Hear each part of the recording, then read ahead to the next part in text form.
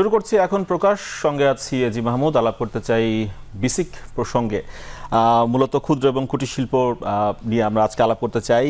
সেই যে বিসিক যে প্রতিষ্ঠানটি রয়েছে, বাংলাদেশ ক্ষুদ্র এবং কুটির শিল্প কর্পোরেশন, সেই প্রতিষ্ঠানটি আসলে কি হাল হকিকত, সেই প্রসঙ্গে আলাপ করবো। আমার সঙ্গে আলাপে আজকে রয়েছেন আমার সহকর্মী সিউল আহমেদ এবং মোহাম্মদ শাহাদ হোসেন সিদ্দিকী রয়েছেন, ঢাকা বিশ্ববিদ্যালয়ের অর্থনীতি বিভাগের অধ্যাপক। আপনাদের দুজনকেই স্বাগত আমাদের এই আজকের আলাপে এবং আজকের আয়োজনে। এবং সেই সঙ্গে আমরা যুক্ত করে নিতে চাই আমার আরও দুজন সহকর্মীকে।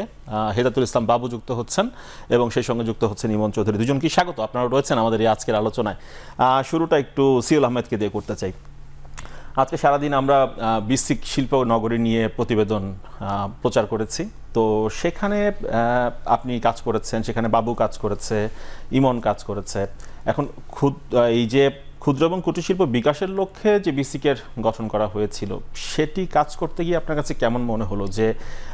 যে লক্ষ্য নিয়ে এটি প্রতিষ্ঠা করা হয়েছিল, যাত্রা শুরু হয়েছিল, সেখানে কেমন বিনিয়োগ হলো, কারখানা বা শিল্পের প্রসার, কর্মসংস্থান যা হওয়া উচিত ছিল কতটুকু হয়েছে? আমার কাছে যতটুকু মনে হলো যে আসলে বিসিকে রিপোর্ট করতে যে সেটি হচ্ছে যে যেই চিন্তাভাবনা থেকে বিসিক আসলে গঠন করা হয়েছিল, সেই চিন্তাভাবনাটা একটা সার্টেন টাইম পর্যন্ত সঠিক ছিল, কিন্তু সেটার আর আপডেটটা হয়নি। আমরা যদি বলি সেটা হচ্ছে যে ওই যে আগের যে চিন্তাভাবনা 57-এ যখন বিসিক ইপসিক ছিল প্রথমে নাম, পরে তো সেটা বিসিক হলো, সেই চিন্তাভাবনা এখনও রয়ে গেছে। আপনার আমি 3টা বিসিক শিল্পনগরী ঘুরেছি নারায়ণগঞ্জের। একটা হচ্ছে আপনার হোসিয়ারি শিল্প বিসিক শিল্পনগরী, যেখানে মূলত গার্মেন্টস, ছোটোখাটো গার্মেন্টস কোম্পানিগুলো কাজ করে। দ্বিতীয়টা হচ্ছে জামদানি পল্লী যেটা ছিল, আর তৃতীয়টা হচ্ছে আপনার প্যাকেজিং। সো তিনোটা জায়গার একটা মূল যেটা প্রবলেম ছিল সেটা ছিল হচ্ছে অবকাঠামোগত সমস্যা। এখন অবকাঠামো সমস্যা বলতে হচ্ছে সড়ক, রাস্তাঘাট, সেখানকার বিদ্যুৎ, পানি। এখন বিসিকের যে সিস্টেমটা সেটা হচ্ছে যে বিসিক শিল্প মন্ত্রণালয় যখন আপনাকে একটা প্লট দিবে কিংবা আপনাকে যখন একটা শিল্পনগরী দিবে, সেটা কিন্তু পুরোপুরিভাবে প্রস্তুত করার পরে আপনাকে দিবে। তখন ব্যবসায়ীরা যাবে এবং তারা তাদের চাহিদা অনুযায়ী রাস্তাঘাট, প্যাকেজিং, বিদ্যুৎ, পানি, তারা নিবে। সেই জিনিসটা কিন্তু আপনি দেখেন তিনোটাতেই মিসিং ছিল। আমরা দেখলাম যে রাস্তাঘাটের অবস্থা খুব খারাপ, সেখানে বিদ্যুতের সমস্যা, পানির সমস্যা, সবচেয়ে বড় যেটা ইটিপি সমস্যা। আর সিটিপি যখনই আসে তখন হচ্ছে আরেকটা বিসিক শিল্পনগরী যেটা হাজারীবাগ থেকে চামড়া শিল্প চলে গেল সাভারে, সেটা তো আমরা দেখলামই, মানে পুরোপুরিভাবেই ডিজাস্টার। সুতরাং বিসিক শিল্পনগরীগুলোর মধ্যে মালিকদের সাথে কিংবা যারা এখানকার উদ্যোক্তা আছে তাদের সাথে, বিসিক যাদের আন্ডারে সেটা হচ্ছে শিল্প মন্ত্রণালয়, তাদের সাথে একটা সমন্বয়হীনতার অভাব আছে। এই জায়গাটা মনে হচ্ছে যে আরেকটু উন্নত করা। যেমন আপনি দেখেন আজকেও কিন্তু আমরা বিসিক কিংবা শিল্পনগরীর কিংবা শিল্প মন্ত্রণালয় কাউকে কিন্তু পাইনি আমাদের এই অনুষ্ঠানে। তারা আসলে কেন যেন এই বিষয়ে কথা বলতে চায় না, কিংবা আমরা যখন ইন্টারভিউ করতে গেলাম তাদের কাছে কোনো সদ উত্তর নেই। তারা যেমন একটা কথা বলে যে হ্যাঁ আমরা করতেছি, করব। এই জায়গাটাতে বিসিক পিছিয়ে আছে, কারণ বাংলাদেশের অর্থনৈতিক জোন কিংবা ইপিজেড যেভাবে এগিয়ে গেল, বিসিকটা সে তুলনায় আরও আগানোর কথা ছিল। রপ্তানি উন্নয়ন ব্যুরোর সাথে কিন্তু বিসিকের কোনো সম্পর্ক নেই, যেটা হওয়ার কথা ছিল সবচেয়ে বেশি। কারণ আপনি নিশ্চয়ই জানেন ক্ষুদ্র উদ্যোক্তারা কিন্তু তাদের পণ্যগুলো কোথায় নিয়ে যাবে। একটা ডিএচএলে যখন একটা পণ্য পাঠাতে হয় তাকে প্রায় অনেক জায়গা ঘুরতে হয়, সেখানে অনেক সমস্যা ফেস করতে হয়। কিন্তু একজন প্রাইভেট ব্যবসায়ীকে কিন্তু এটা করতে হয় না। একজন বেসরকারি কর্পোরেট ব্যবসায়ী কিন্তু মানে ডিএচএলে খুব ইজিলি তার পণ্য পাঠাতে পারে, কিন্তু এখানে কিন্তু তারা পারছে না। কিন্তু হওয়া উচিত ছিল, ব্যবসায়ীরাও যেটা বলে যে শিল্প মন্ত্রণালয় থেকেই এই উদ্যোগটা গ্রহণ করে কিংবা বিসিক থেকে উদ্যোগটা গ্রহণ করলেই সবচেয়ে সহজে তার পণ্যটা নিয়ে যাবে। জি, আমরা এই বিষয়ে একটু হেদায়েতুল ইসলাম বাবুর কাছে যাই, কারণ সেখান থেকে আমরা জানি যে ভারতে কিন্তু বেশ কিছু পণ্য যায়। মানে আমি ওটাই বলছিলাম যে ভারতে একটা প্রোডাক্টই কিন্তু যাচ্ছে, আর কোথাও কিন্তু সেটা যাচ্ছে না। সেই যাত্রাটা কেমন, সেটা কি সহজ কিনা, সেটা একটু জেনে নিই আমরা বাবুর কাছ থেকে। বাবু, নিশ্চয়ই শুনছিলেন আমাদের আলোচনা, উদ্যোক্তারা কি বললেন? আপনিও তো ঘুরেছেন বিসিক শিল্পনগরী, সেখানে অভিজ্ঞতা কেমন ছিল? রপ্তানি প্রসঙ্গটাও যুক্ত করবেন। বগুড়ার যে অবস্থাটা যদি বলি, যে আসলে বগুড়ার আশেপাশের যে জেলাগুলো আছে সেই জেলাগুলোতে আমরা যেমন চিত্র দেখি সবসময়, যে আসলে বিসিক শিল্পনগরীর যে অনেক প্লট, সেই প্লটগুলো ফাঁকা পড়ে থাকে, কোথাও আমরা দেখি যে গরু ছাগল চড়ানো হয়। কিন্তু বগুড়ার বিষয়টা সম্পূর্ণ ভিন্ন আমরা দেখছি। মূলত 1964 সালে এখানে যে বিসিক শিল্পনগরী প্রতিষ্ঠা হয়েছিল, হওয়ার পরপরই এখানে ফাউন্ড্রি শিল্পের বিকাশটা হয় বিসিক শিল্পনগরীর এই জায়গা থেকেই। তারপরে এখানে এমন একটা অবস্থা তৈরি হয়েছে যে যে কটি প্লট ছিল সবগুলো প্লট শেষ হয়ে যায়। তারপরে এটি আসলে দ্বিতীয় দফায় সম্প্রসারণ করা হয়। সম্প্রসারণ করার পর যে টোটাল 94টি প্লট, সবগুলো প্লটই কিন্তু এখন মোটামুটি পরিপূর্ণ, কোনো প্লট আর ফাঁকা নেই। উদ্যোক্তারা প্লট চাচ্ছে, কিন্তু বেসিক শিল্পনগরী কর্তৃপক্ষ সেই প্লট কোনো উদ্যোক্তাদেরকে আসলে দিতে পারছে না। তো এই জায়গায় আপনাকে যদি বলি যে যেই বিষয়টি সিউল ভাই বলছিলেন রপ্তানির বিষয়টি, আমরা তার আগে যদি একটু একটা তথ্য দিয়ে রাখতে চাই যে এখানে বার্ষিক উৎপাদন বগুড়া বেসিক শিল্পনগরীতে যদি বলি যে সেই তথ্যটা হচ্ছে 2400 কোটি টাকারও বেশি। আবার এখান থেকে বছরে 170 কোটি টাকারও বেশি রাজস্ব পাচ্ছে সরকার। কিন্তু এখানে ব্যবসায়ীদের যে চাহিদা, সেই চাহিদার জায়গা থেকে এখানে যে আরও প্লট বাড়ানো কিংবা দ্বিতীয় বেসিক শিল্পনগরী গড়ে তোলা, সেই জায়গাটি কিন্তু অনেক দিন ধরে ঝুলে আছে। দ্বিতীয় বেসিক শিল্পনগরী প্রসঙ্গে আসবো। এখানে যারা উদ্যোক্তা যারা রয়েছেন, যারা শিল্প কারখানা স্থাপন করেছেন, তারা যখন পণ্য রফতানি করছেন আমরা জানি, সেই রফতানির প্রসঙ্গে যদি একটু বলতেন, সেটি করতে গিয়ে তারা কোনো ধরনের সাহায্য সহযোগিতা পান কিনা বেসিক শিল্প কর্তৃপক্ষের কাছ থেকে? এই প্রসঙ্গে আমরা উদ্যোক্তা ব্যবসায়ী যারা আছেন বেসিকে তাদের সাথে কথা বলেছি। তারা যেটি বলছেন যে বেসিক শিল্পনগরীর এই সময়কালে এখন পর্যন্ত বেসিক থেকে শুধুমাত্র ওষুধ, একটি ওষুধ কোম্পানি তাদের উৎপাদিত কিছু ওষুধ দেশের বাইরে যাচ্ছে, আর সেন্ট্রিফিউগাল পাম্প শুধুমাত্র ভারতে যাচ্ছে। তো এর বাইরে কিন্তু অন্য কোনো প্রোডাক্ট আসলে দেশের বাইরে যাচ্ছে না। এর রপ্তানি না হবার পেছনে যে অন্যতম কারণ, সেটি হচ্ছে তথ্য ঘাটতি। আসলে উদ্যোক্তারা জানেনই না যে তাদের উৎপাদিত পণ্য দেশের বাইরে কোন দেশে চাহিদা আছে, কোন দেশে পাঠানো যেতে পারে। সেই ক্ষেত্রে যে তাদেরকে পরামর্শ দেওয়ার আসলে কেউ নেই, না বেসিক কর্তৃপক্ষ, না রপ্তানি উন্নয়ন ব্যুরো। রপ্তানি উন্নয়ন ব্যুরোর সাথে বেসিকের এখানকার উদ্যোক্তা ব্যবসায়ী কারোরই কিন্তু কোনো ধরনের যোগাযোগ সম্পর্ক পরিষ্কার। যার কারণে আপনি রয়েছেন আমাদের সঙ্গে, আমরা একটু আসতে চাই মোহাম্মদ সাদ হোসেন সিদ্দিকী আপনার কাছে। শুনলেন তো সমস্যার কথা, মানে কি ধরনের সংকটের মধ্য দিয়ে যাচ্ছে বেসিক শিল্পনগরীগুলো। 80টির মতো অ্যারাউন্ড বেসিক শিল্পনগরী রয়েছে সারা দেশ মিলিয়ে।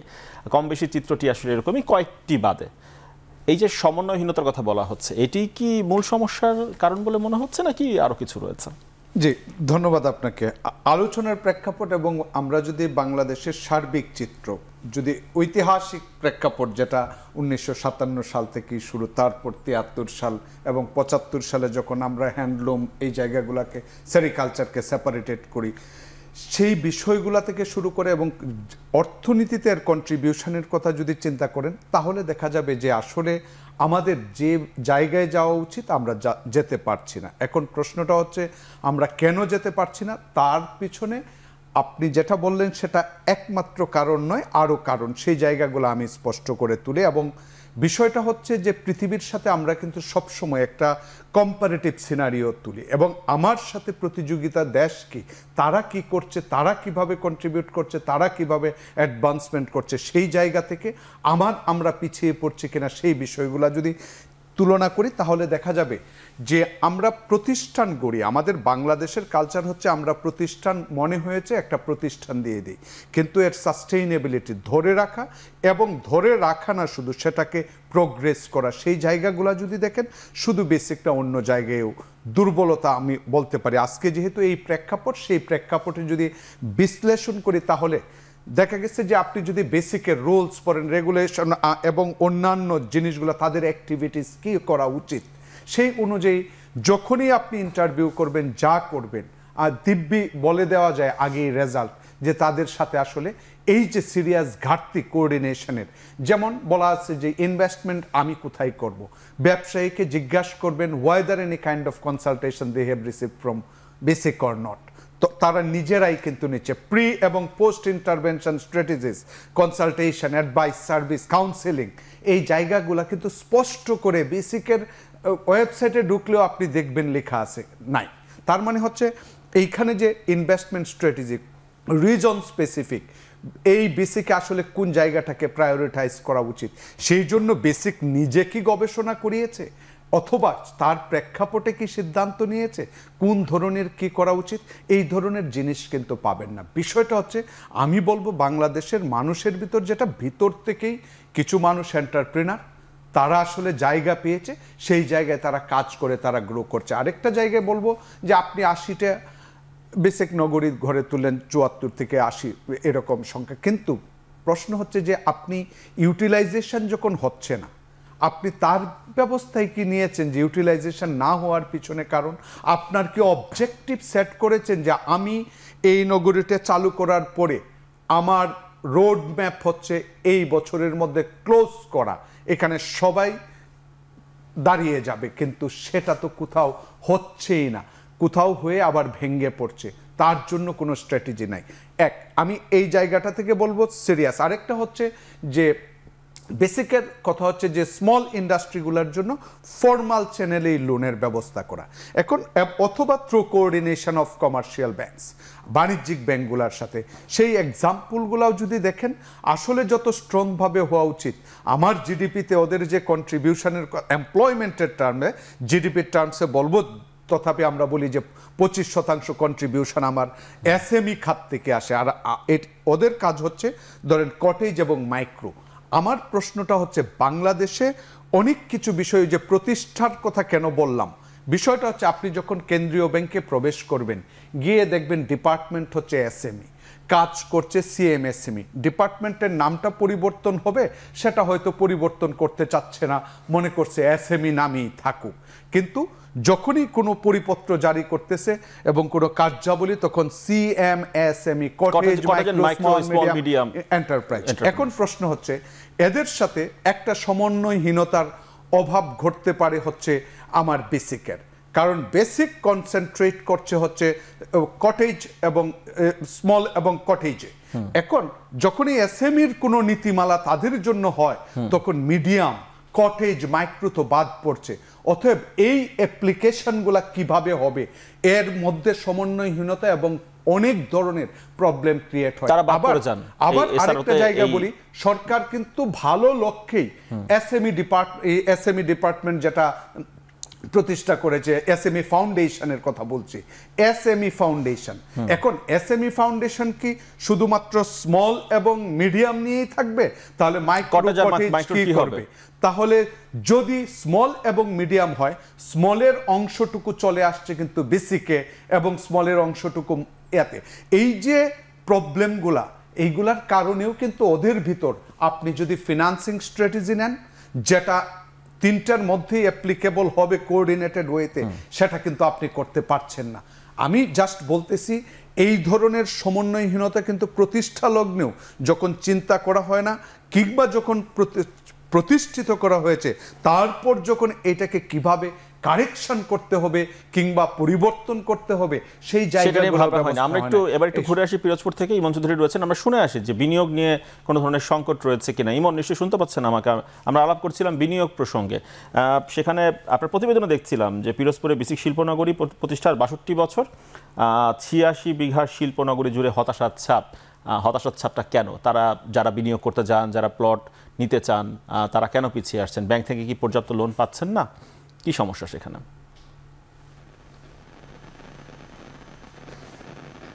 ধন্যবাদ আপনাকে। আসলে যেই কথাটা আমরা বলতে চাই শুরুতেই, সেটি হচ্ছে পিরোজপুর থেকে প্রায় 1.5 কোটি, মানে 180 কোটির মতো কিন্তু টাকার পণ্য কিন্তু এখান থেকে উৎপাদন হয়, স্বরূপকাঠি বেসিক শিল্পনগরী থেকে।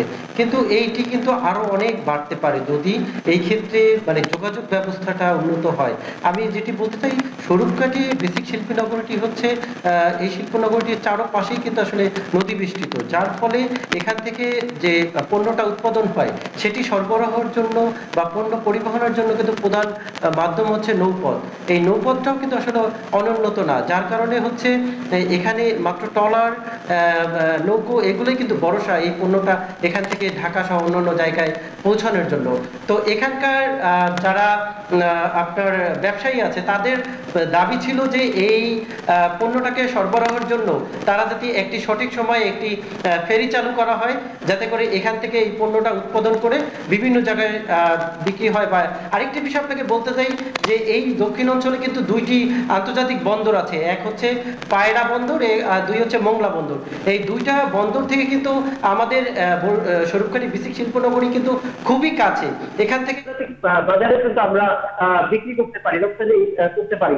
সেক্ষেত্রে কিন্তু সরকার যদি এই দিকটা খেয়াল করে এবং এই শিল্পনগরীর ব্যবসাকে আরো সুন্দরভাবে আরো আন্তর্জাতিক মার্কেটে পৌঁছানোর জন্য যদি উদ্যোগ গ্রহণ করে, তবে কিন্তু এটি আরো ভালো লাভ হবে। আরেকটি বিষয় আপনাকে বলতে চাই যে বিসিক শিল্পনগরীটি বরিশাল বিভাগে দক্ষিণাঞ্চলে 1962 সালে মানে সর্বপ্রথম কিন্তু বিসিক শিল্পনগরী এখানে বাস্তবায়িত হয়েছিল, অনুষ্ঠিত হয়েছিল। এখানে কিন্তু ক্ষুদ্র অসংখ্য ব্যবসা আছে, যে ব্যবসাগুলো কিন্তু এখানে এই বিসিকে যদি আরো উন্নত হতো তবে কিন্তু তারা এটি আরো ভালো লাভবান হতো। আরেকটি বিষয়, আমরা বিসিকের সাথে দেখি মানে কাজ করতে গিয়ে আমরা দেখেছি যে এই বিসিকের চারো পাশে কোনো সীমানা প্রাচীর নাই, যার ফলে কিন্তু বহিরাগতরা আসা যাওয়া করছেন প্রায় চিন্তায়। আমরা যেদিন প্রতিযোগিতা করতে গেছি সেদিনই কিন্তু আমরা দেখেছি যে একটি ফার্নিচারের দোকানে কিন্তু আসলে চুরি হয়েছে, প্রায় 40 লাখ টাকার মালামাল লুট হয়েছে। জি ইমন, আমরা বুঝতে পারছি, আসলে ধরতে পেরেছি প্রসঙ্গটি। আশা করছি আমার মনে হয় যে একটি আরো আলাপের সুযোগ রয়েছে। সিউল, আপনার কাছে প্রশ্নও রয়েছে, যেটি হচ্ছে যে বিসিকের কর্মকর্তার সঙ্গে নিশ্চয়ই আপনার কথা হয়েছে প্রতিবেদন তৈরি করতে গিয়ে, তখন তারা এই যে সমস্যাগুলো রয়েছে নিশ্চয়ই আপনি প্রশ্ন করেছিলেন, তার জবাবে তারা কি বলেছেন সেটা আমরা প্রতিবেদনে কিছুটা দেখেছি। বিস্তারিত শুনবো আপনার কাছ থেকে। একটি বিরতি নিয়ে ফিরে আসি।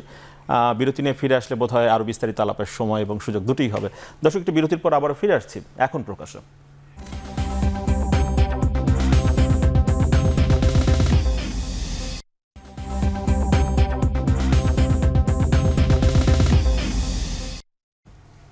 বিরতির পর আবার ফিরে এলাম এখন প্রকাশে। আলাপ করছি বিসিক প্রসঙ্গে।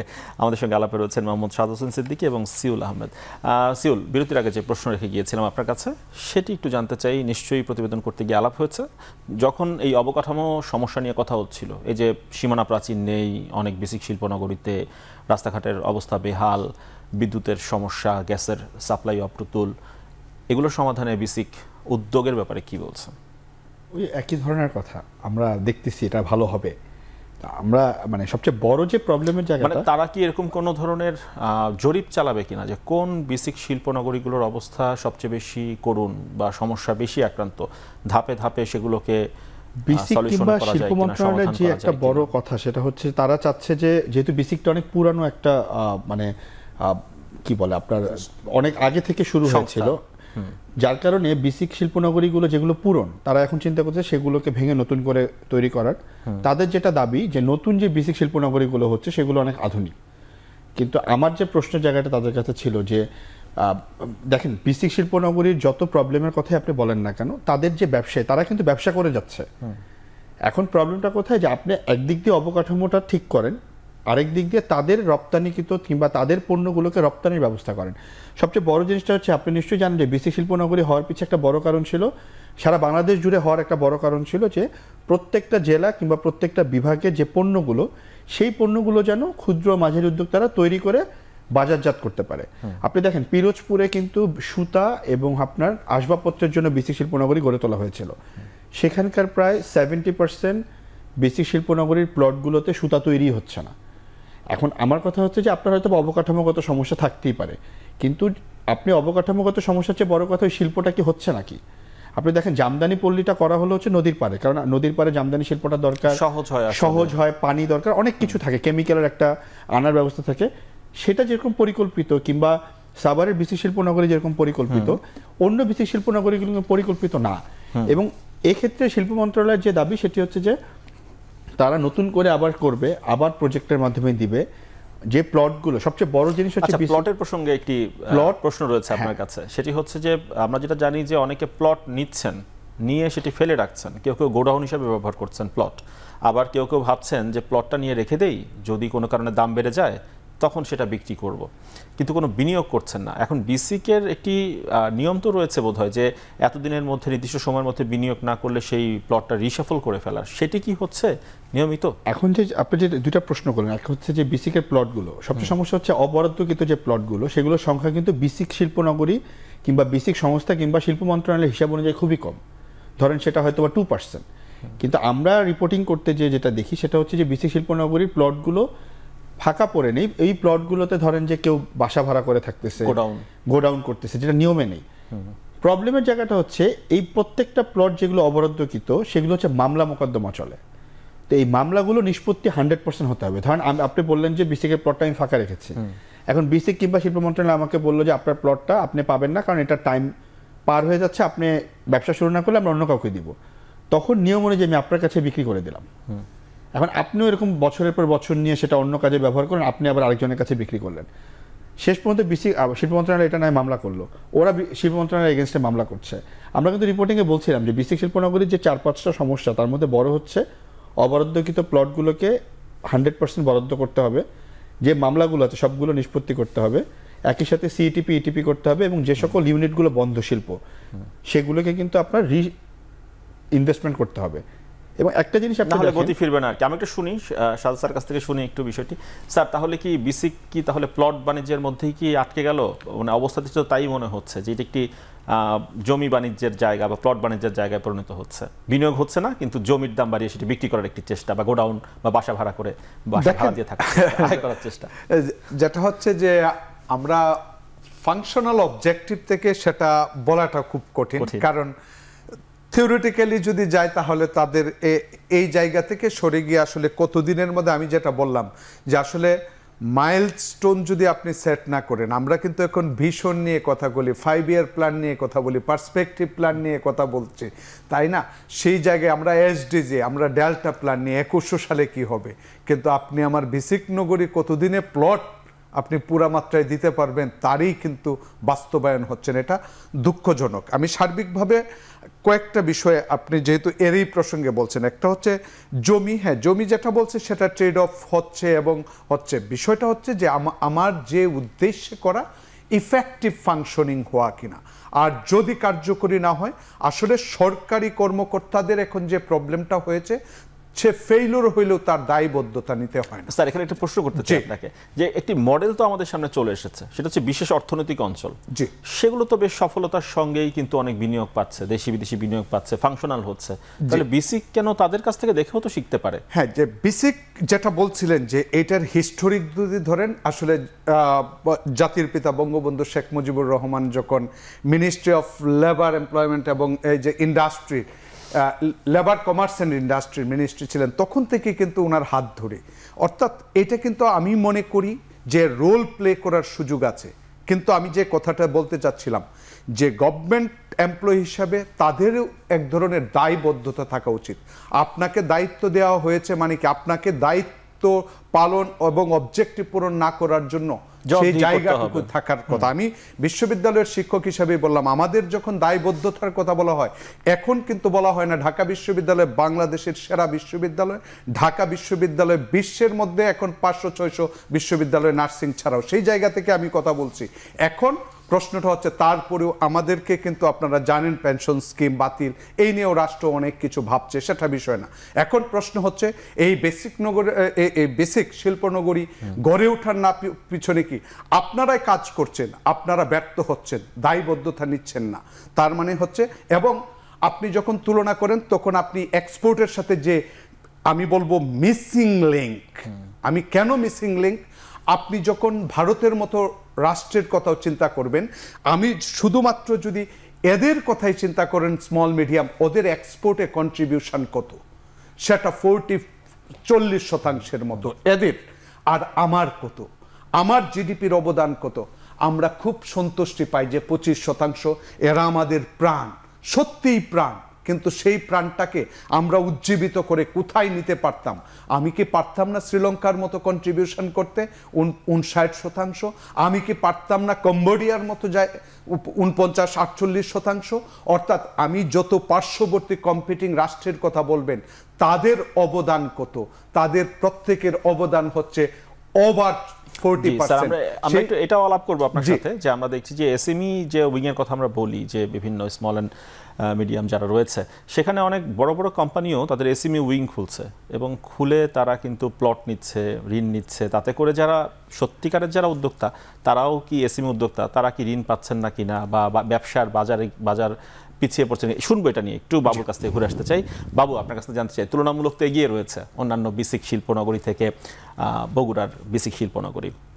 আপনি বলছিলেন যে দ্বিতীয় আরেকটি বিসিক শিল্পনগরীর চাহিদা রয়েছে, সেটি হচ্ছে না। শুরুতে সেটি আলাপ করছিলাম আপনার সাথে, সেই জবাবটি চাই আপনার কাছ থেকে। দেরি হচ্ছে কেন?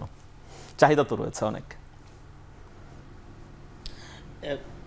এই প্রশ্নটা উদ্যোক্তা, ব্যবসায়ী এবং প্রত্যেকেরই, যে আসলে বগুড়ার মতো একটা জায়গা যেটি সম্ভাবনাময় একটি জায়গা তৈরি করেছে, ঠিক সেই জায়গাটিতে যখন ব্যবসায়ীরা, উদ্যোক্তারা প্লট পাচ্ছে না বিসিকে, তখন কি হচ্ছে, শহরের চারপাশে রাস্তাঘাটে যেখানে সেখানে ছোট ছোট কলকারখানা গড়ে উঠছে।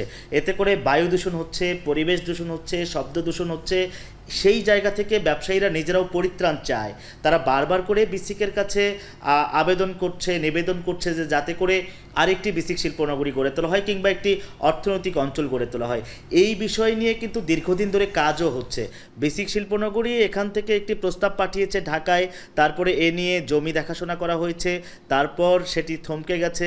এরপরে আবার দ্বিতীয় বিসিক শিল্প পার্কের আরেকটি প্রস্তাব পাঠানো হয়েছে, সেটিও এখন ঝুলে আছে একনেকে অনুমোদনের অপেক্ষায়। সেই কারণে ব্যবসায়ী এবং উদ্যোক্তারা অপেক্ষা করছেন কবে আসলে এই জায়গাটি সুরাহা হয় এবং কবে দ্বিতীয় বিসিক শিল্প পার্ক বাস্তবায়ন করা হয়। তাহলে তো ব্যবসায়ীরা আসলে সুযোগ পাবেন না। সিউল আহমেদ, আমরা একটু যদি চিন্তা করি যে ঢাকার বাইরের যে বিসিক শিল্পনগরী রয়েছে, সেখানে আমরা যদি দেখি খাগড়াছড়িতে মাত্র একটি কারখানা চালু। আমি পড়ছিলাম একটি প্রতিবেদন, রাঙামাটিতে প্লট রয়েছে 85টি, বরাদ্দ 72টি, কারখানা চালু মাত্র 10টি। এই প্রশ্ন আপনার কাছেও আমি রাখতে চাই, সেটি হচ্ছে উদ্যোক্তাদের সঙ্গে যখন কথা হয়েছে বিসিক শিল্পনগরী, তারা সবসময়ই যেখান থেকে সড়ক ব্যবস্থাপনা ভালো বা নদীর ব্যবস্থাপনা ভালো, সড়ক যোগাযোগ, নদী বন্দর পর্যন্ত যাওয়ার, সেখানে তারা বিনিয়োগ করতে চান। কিন্তু প্রত্যন্ত এলাকায় যে বিসিক শিল্পনগরীগুলো গড়ে উঠেছে, এগুলোর ভবিষ্যৎ তাহলে কি হবে? আপনার কাছে কি মনে হয়েছে কাজ করতে গিয়ে?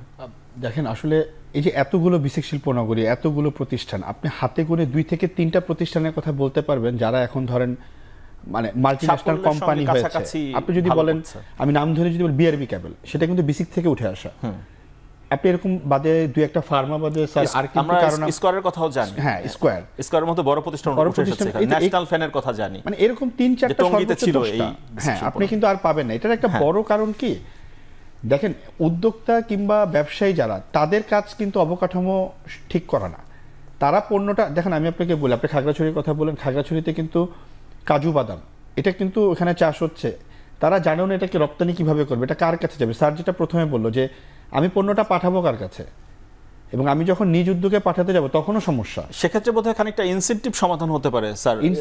আমরা যদি বন্দর থেকে দূরে কোথাও শিল্পাঞ্চল করি, সেখান থেকে স্বভাবতই এখানে যে পণ্যটি তৈরি হবে সেটিকে আমার বন্দর পর্যন্ত নিয়ে যেতে আমার তুলনামূলক বেশি খরচ হবে। যদি আমি এখানে কর ছাড় পাই, কর অব্যাহতি পাই, তখনই তো আমি ভাববো যে আমি নারায়ণগঞ্জে বিনিয়োগ না করে, বন্দরের পাশে বিনিয়োগ না করে আমি রাঙামাটিতে করি, কারণ সেখানে আমি বড় ধরনের কর অব্যাহতি পাচ্ছি। এটি কি স্যার আগ্রহী করে তুলতে পারি? সেখানে কিন্তু ইনফরমেশনটাই তারা জানে না। স্যার যেটা প্রথমে বললো না, কমিউনিকেশন। আপনার বিসিকের যে নিয়ম কিংবা একটা ঋণ, যে ক্ষুদ্র ঋণ যে নারীরা পেতে পারে, তারা অনেক কিছু জানেই না।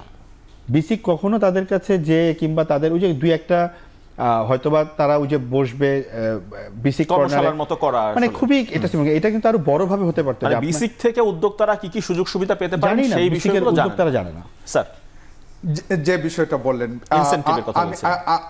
ইনসেন্টিভের কথা, যে দেখেন, ইনসেন্টিভের ক্ষেত্রে সরকার চায়, এবং ধরেন কোভিড কনটেক্সটেই যদি আমি বলি, সরকার চায় এবং তাদের জন্য প্রণোদনা প্যাকেজ 20,000 কোটি টাকা, সেটা বেড়ে 32,000 কোটি টাকা। কিন্তু বাস্তবে এই লোনটা নিয়ে কোনো গবেষণা কি বিসিক করেছে? এই লোন প্রথমবার 80%, 100% ডিসবার্সমেন্ট করতে পারে নাই। ব্যর্থতা কেন? সরকারের উদ্দেশ্য সৎ, গভর্নমেন্ট চায় যে তাদেরকে প্রণোদনা দিলে দে আর ইঞ্জিন অফ গ্রোথ, তারা গ্রোথে সহায়ক করবে, ওভারঅল কন্ট্রিবিউশন করবে। সরকার চাচ্ছে, কিন্তু ইমপ্লিমেন্টেশন হচ্ছে না। দ্বিতীয় মেয়াদে যখন আরো 12,000 কোটি টাকা অ্যাড করা হয় 20,000 কোটি, 32,000 কোটি থেকে, সেটার ইমপ্লিমেন্টেশন বলবো নাই বললেই চলে। তাহলে এই অবস্থা কেন? সরকার টাকা দিতে চাচ্ছে রিফিনান্সিং এর মাধ্যমে, কিন্তু নিচ্ছে না। আর ইনসেন্টিভ আছে স্যার প্রশ্ন কিন্তু আরেকটা রেখেছিলাম, ইনসেন্টিভ রয়েছে কিন্তু যারা বড় তারা কিন্তু এসএমই উইং তৈরি করে, কিন্তু প্রকৃত যারা এসএমই তাদের চাইতে কিন্তু বড় গ্রুপগুলো এসএমই উইং তৈরি করে সেই লোনটি নিয়ে নিচ্ছে। স্যার এটা নিয়ে শুনবো, আমাদের আরেকটি বিরতির সময় হয়ে গিয়েছে, একটু বিরতির পর ফিরে এসে আপনার কাছে ফিরবো স্যার, তখন বিস্তারিত আলাপের সুযোগ হবে। দর্শক বিরতির পর আবারও ফিরছি এখন প্রকাশন।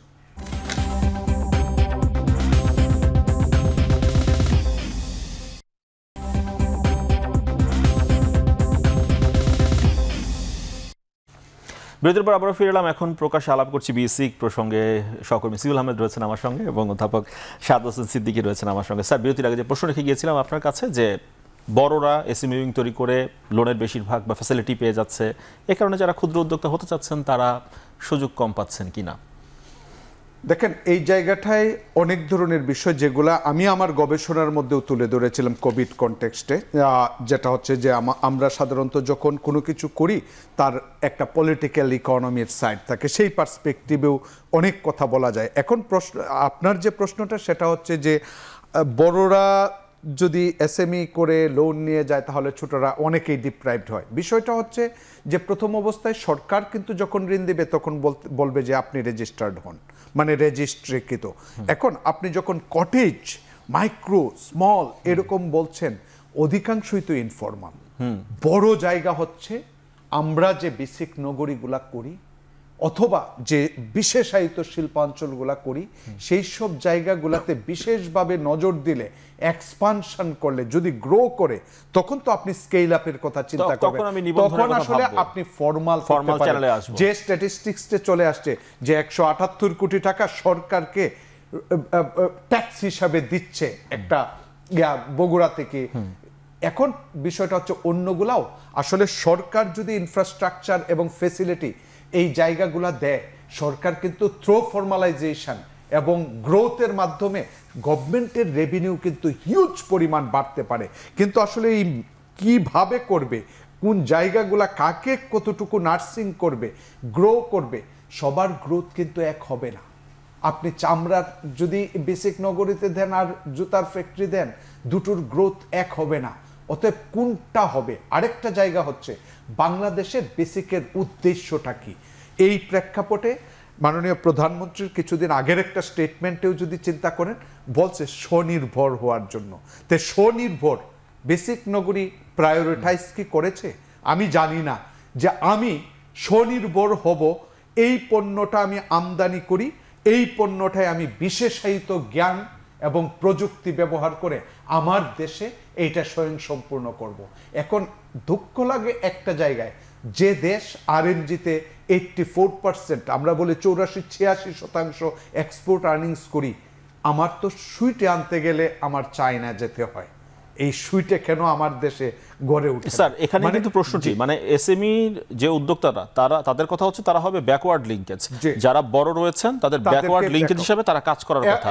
এখন ব্যাকওয়ার্ড লিঙ্কেজ যখন ফাংশন করছে না, তখন বড়রা সভাপতি দেশের বাইরে থেকে ইম্পোর্ট করে আনছে, সেই জায়গাটাই হচ্ছে, সেখানে আমার ডলারও খরচ হয়ে যাচ্ছে না। এবং বেসিকের যে উদ্দেশ্য, আপনি যদি তাদের অবজেক্টিভগুলো পড়েন, স্পষ্টই লেখা আছে যে আমরা কটেজ এবং মিডিয়াম নিয়ে কাজ করব, কিন্তু আমরা একটা লিঙ্কেজ এস্টাবলিশ করব আপওয়ার্ড। কিন্তু সেই আপওয়ার্ড লিঙ্কেজটা হচ্ছে না।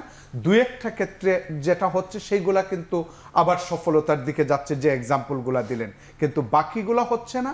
মানেই হচ্ছে হয়তো বা কোনো ধরনের ইনসেন্টিভের কথা বলতে পারেন, অথবা তাদের বিজনেস করতে গিয়ে যে ফ্যাসিলিটি, ইনফ্রাস্ট্রাকচার দরকার, যেটা বলছে যে অনেক ক্ষেত্রে দেখা গেছে রোড, মানে স্যার অবস্থা দৃষ্টি আপনার কাছে মনেই হচ্ছে যে বেসিক শিল্পনগরী যেগুলো রয়েছে সেগুলোতে আসলে বড় ধরনের সংস্কার চালানো ছাড়া এগুলোকে মানে ফুললি ফাংশনাল করা খুব কঠিন হবে, তাই তো মনে হচ্ছে।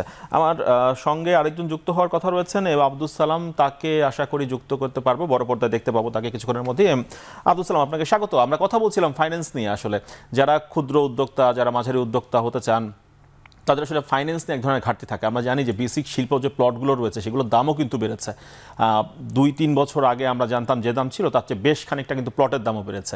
আবার এই উদ্যোক্তাদেরকে আসলে ফরমাল চ্যানেলে আসতে হলো ন্যূনতম একটি পুঁজি নিয়ে আসলে মাঠে নামতে হয়, যারা ব্যাংক থেকে কিন্তু এই কোলাটারাল দিয়ে, জামানত দিয়ে ঋণ পাওয়াটা খুব কঠিন। যারা আসলে উন্নয়ন কর্মী যারা রয়েছেন, উন্নয়ন সংস্থা যারা রয়েছেন, তারা কতটুকু আসলে সহায়তা করছেন ক্ষুদ্র ঋণ দিয়ে উদ্যোক্তা তৈরিতে?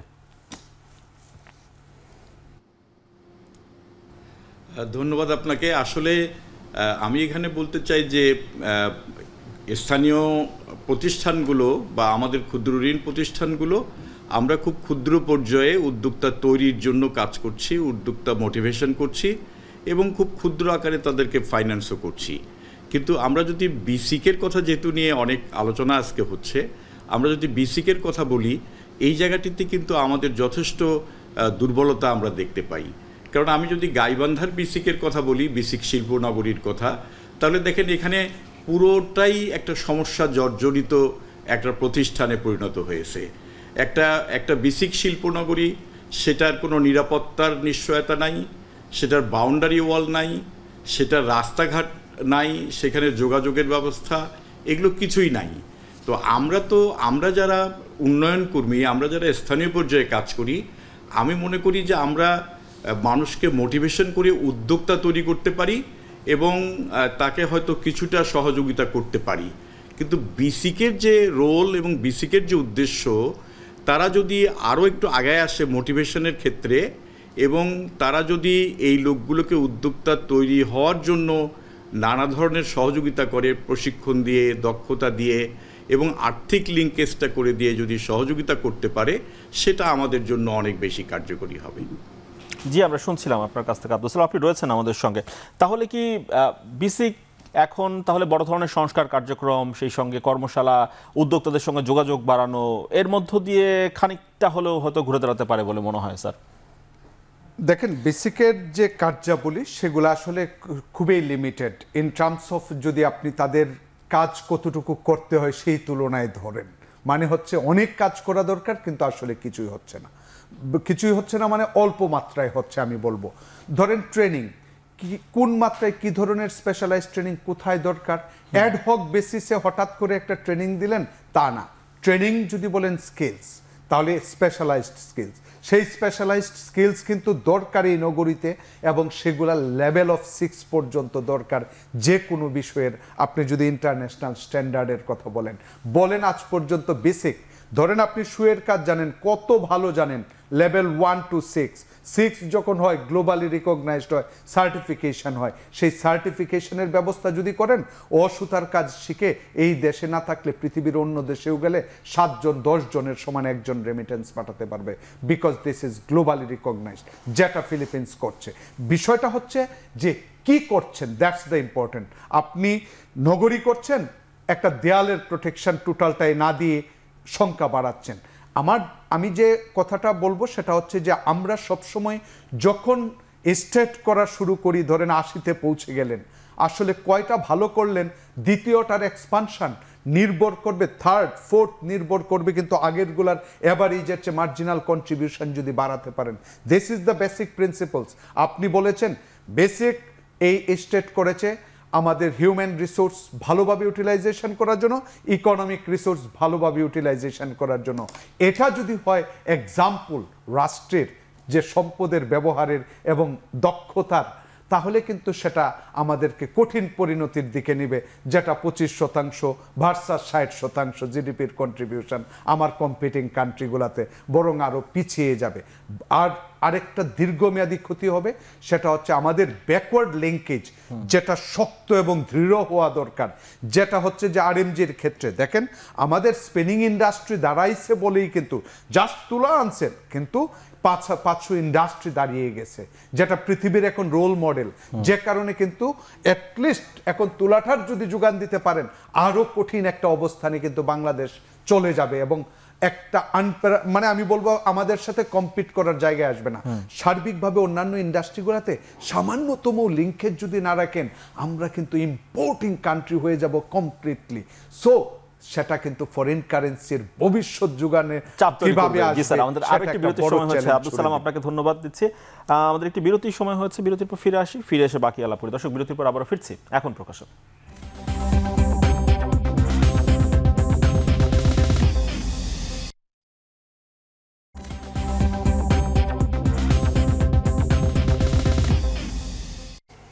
দর্শক বিরতির পর আবারও ফিরে এলাম, এখন প্রকাশ্যে আলাপ করছি বেসিক প্রসঙ্গে। আমরা আবারও ফিরছি আলাপে। আমাদের সঙ্গে আশা করি যুক্ত করে নিতে পারবো মোহাম্মদ হাতেম, তিনি বেসিক শিল্প মালিক সমিতির ভাইস প্রেসিডেন্ট। মোহাম্মদ হাতেম, আপনাকে দেখতে পাচ্ছি বড় পর্দায় এবং স্বাগত আমাদের এই আজকের আলাপ এবং আয়োজনে।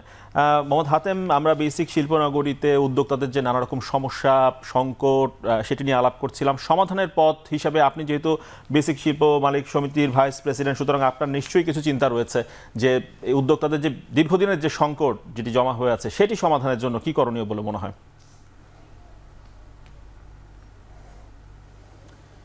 ধন্যবাদ। প্রথমেই আমি ধন্যবাদ জানাচ্ছি বেসিক শিল্পনগরী কর্তৃপক্ষকে, বেসিককে, এবং স্মরণ করছি জাতির জনক বঙ্গবন্ধু শেখ মুজিবুর রহমান।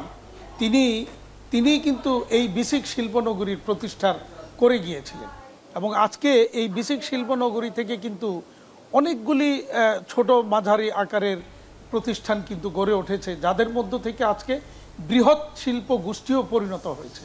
আপনি যদি নারায়ণগঞ্জ বেসিক শিল্পনগরী যদি দেখেন, তাহলে আমি সেই নারায়ণগঞ্জ বেসিক শিল্পনগরীর ব্যবসায়ী সংগঠনের শিল্প মালিক সমিতির আমি প্রেসিডেন্ট এবং বাংলাদেশ বেসিক শিল্প মালিক সমিতির আমি ভাইস প্রেসিডেন্ট, বিকেএমইর আমি এক্সিকিউটিভ প্রেসিডেন্ট।